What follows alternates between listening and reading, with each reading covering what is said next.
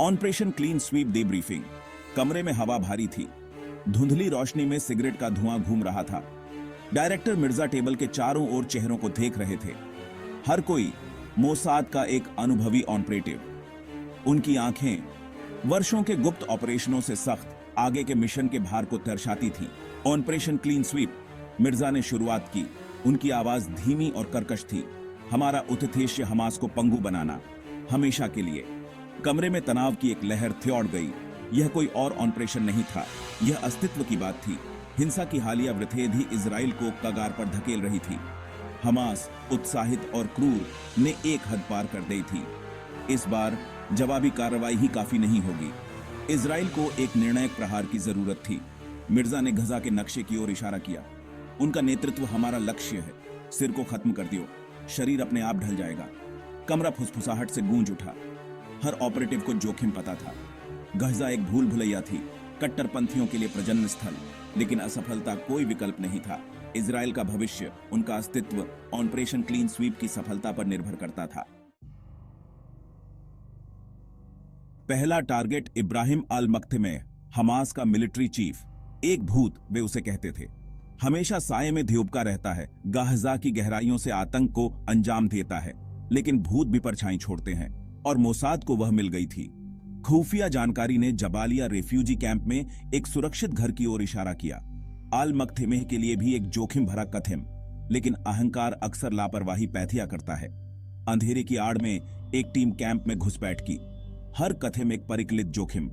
हवा में तनाव था, एक गलत कथम और वे घिर जाएंगे। वे सुरक्षित घर पहुंच गए। मिनट घंटों जैसे लग रहे थे जब वे संकेत की प्रतीक्षा कर रहे थे। फिर एक धमाका हुआ। इमारत हिल गई। गजा का भूत अल मख्तमे खामोश कर दिया गया था। उसके आतंक का शासन अचानक समाप्त हो गया था। हत्या ने गजा में सटमे की लहरें भेज दें। इजराइल में जश्न मौन थे। उनकी जगह एक गंभीर संतुष्टि ने ले ली थी। यह तो बस शुरुआत थी।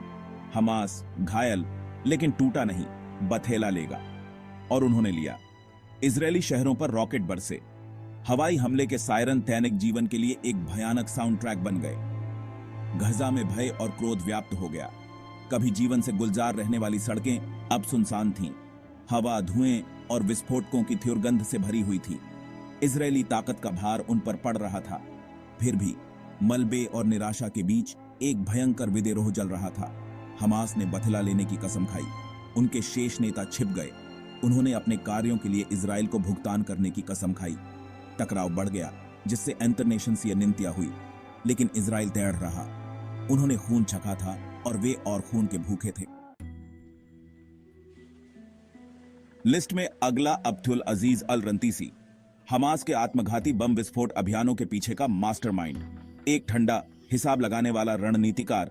उसे अल मख्तमे से ज्यादा खतरनाक माना जाता था। उसे ढूंढना भूसे के ढेर में सुई ढूंढने जैसा होगा। खुफिया जानकारी ने सुझाव दिया कि वह सुरक्षित घरों के बीच घूम रहा था, सुरंगों और मुखबिरों के एक नेटवर्क का उपयोग कर रहा था। समय निकलता जा रहा था। हर गुजरता दिन एक और हमले का खतरा लेकर आता था। मोसाद टीम पर दबाव बढ़ता गया। उनके पास समय कम था। फिर एक सफलता, एक इंटरसेप्टेड कम्युनिकेशन। अल रंतीसी इस्लामिक जिहाद के एक उच्च पदस्थ सदस्य से मिलने की योजना बना रहा था। लोकेशन गिजा सिटी में एक साधारण सा अपार्टमेंट बिल्डिंग। यही मौका था। Section 5 the engineer falls. Operation जोखिम भरा था। अपार्टमेंट बिल्डिंग घनी आबादी वाले इलाके में था। नुकसान अपरिहार्य था, लेकिन एथिश स्पष्ट था। किसी भी कीमत पर एल रंतीसी को मार गिराओ। ड्रोन हमले को बहुत जोखिम भरा माना जाता था। यह सर्जिकल सटीक होना था। रात की आड़ में एक टीम इमारत में घुस गई। वे अंधेरे में भूतों की तरह सटीकता के साथ चले। वे टारगेट अपार्टमेंट में पहुंचे। दरवाजा तोड़ा गया। अल रंतीसी, जो अचानक पकड़ा गया, के पास कोई मौका नहीं था। आतंक का सूत्रधार अब और नहीं था, लेकिन जीत अधूरी थी। विस्फोट में कई नागरिक मारे गए, जिनमें महिलाएं और बच्चे भी शामिल थे। दुनिया ने हंगामा किया, लेकिन इजराइल के लिए यह एक ऐसी कीमत थी जिसका भुगतान करने को वे तैयार थे। Section 6 international condemnation and defiance. दुनिया ने गुस्से के साथ प्रतिक्रिया व्यक्त की। संयुक्त राष्ट्र सुरक्षा परिषद ने एक आपात बैठक बुलाई।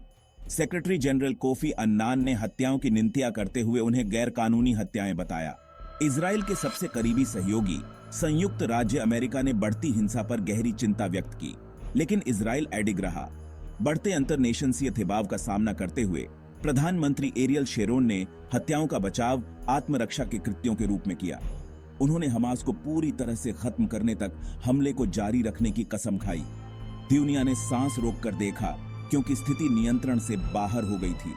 संघर्ष एक बारूद की पेटी बन गया था, जिससे मध्य पूर्व में एक व्यापक आग लगने का खतरा था। Section 7, retaliation and reassessment. अपने शीर्ष नेताओं के नुकसान से जूझ रहे हमास ने आत्मघाती बम विस्फोटों और रॉकेट हमलों की एक लहर त्योड़ा दे इजराइल ने और भी अधिक बल के साथ जवाब दिया। हवाई हमले शुरू किए और तोपखाने बमबारी की। दोनों तरफ मरने वालों की संख्या बढ़ती गई, लेकिन हिंसा का सिलसिला खत्म होता नहीं देख रहा था। मोसाद के भीतर बेचैनी बढ़ रही थी। ऑपरेशन क्लीन स्वीप उम्मीद से ज्यादा जटिल साबित हो रहा था। हमास के नेतृत्व को खत्म करने से संगठन नहीं टूटा था। अगर कुछ हुआ तो यह उन्हें और अधिक दृढ़ और अधिक क्रूर बना दिया था। एक पुनर्मूल्यांकन का आदेश दिया गया था। नई रणनीति की जरूरत थी। उन्हें एहसास हुआ कि हमास सिर्फ एक आतंकवादी संगठन नहीं था, यह एक हिड्रा था। एक सिर काट थियो और उसके स्थान पर थियो और उगाएंगे। Section 8, the hunter and the hunted. अराजकता के बीच मोसाद के भीतर एक नया चेहरा उभरा, एजेंट हंटर। उसका असली नाम एक गुप्त रहस्य था। वह एक किंवदंती था जिसके बारे में धीमी आवाज में फुसफुसाते हुए बात की जाती थी। भेष बथेलने में माहिर, एक गिरगिट जो किसी भी माहौल में घुल मिल सकता था। हंटर को हमास में घुसपैठ करने, उनकी परछाई बनने का काम सौंपा गया था। उसका मिशन खुफिया जानकारी इकट्ठा करना, उनके शेष नेताओं की पहचान करना और उन्हें एक एक करके खत्म करना। वह एक प्रेत था, साये से चुपचाप चलता हुआ, हमेशा अपने पीछा करने वालों से एक कथे मांगे। शिकार चालू था और यह हंटर को अंधेरे के तील में जानवर के पेट में ले जाएगा। Section 9, the sheikhs last stand. Hamas के आध्यात्मिक नेता शेख अहमद यासीन उनके प्रमुख निशाने बन गए थे। व्हीलचेयर पर आसीन, सालों से नफरत का प्रचार करते हुए उसकी आवाज कर्कश हो गई थी। वह अभी भी अवज्ञा का एक शक्तिशाली प्रतीक था। उनका सफाया, उनका मानना था अंतिम प्रहार होगा। लेकिन यासीन अच्छी तरह से पहरे हथियार थे, जो अंगरक्षकों के एक वफाद अर्थेस्ते से घिरे हुए थे। उनके जीवन पर किया गया कोई भी प्रयास अविश्वसनीय रूप से जोखिम भरा होगा। हालांकि हंटर के पास एक योजना थी। उसने एक धर्मनिष्ठ अनुयायी के रूप में पोज देकर यासीन के आंतरिक घेरे में घुसपैठ की थी और उनका विश्वास हासिल किया था। अंतिम टकराव के लिए मंच तैयार किया गया था, एक ऐसा टकराव जो दोनों व्यक्तियों के भाग्य का फैसला करेगा और शायद संघर्ष के भविष्य का भी। सेक्शन 20, कैओस इन दी रैंक्स। यासीन की हत्या की खबर ने पूरे मध्य पूर्व में सठेमे की लहरें भेज दें।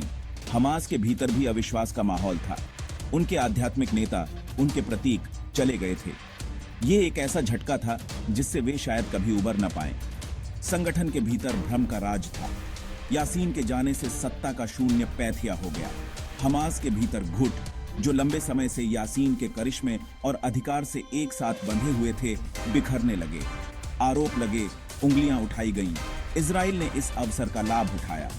उन्होंने अराजकता का फायदा उठाते हुए हमास के शेष नेतृत्व के खिलाफ लक्षित हत्याओं और छापेमारी की एक श्रृंखला शुरू की। संगठन, जो कभी एक तुर्जे शक्ति था, भीतर से ही ढह रहा था। Section 11, a crushing blow. Operation clean sweep. हालांकि क्रूर और विवादास्पद ने अपने उद्देश्य को प्राप्त कर लिया था। हमास अव्यवस्था में था, उसका नेतृत्व नष्ट हो गया था, उसका बुनियादी ढांचा खंडहर में था। जिस संगठन ने कभी इजराइल के लिए एक अस्तित्वगत खतरा पैथिया किया था, वह पतन के कगार पर था। लेकिन जीत एक भारी कीमत पर मिली। संघर्ष में सैकड़ों, शायद हजारों निर्दोष लोगों की जान गई थी।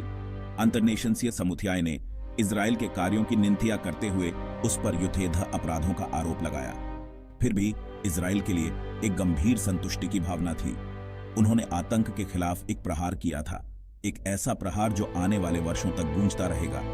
लेकिन किस कीमत पर? केवल समय ही बताएगा कि क्या हिंसा का चक्र वास्तव में टूट गया था या यह एक नए और भी खूनी अध्याय की शुरुआत थी।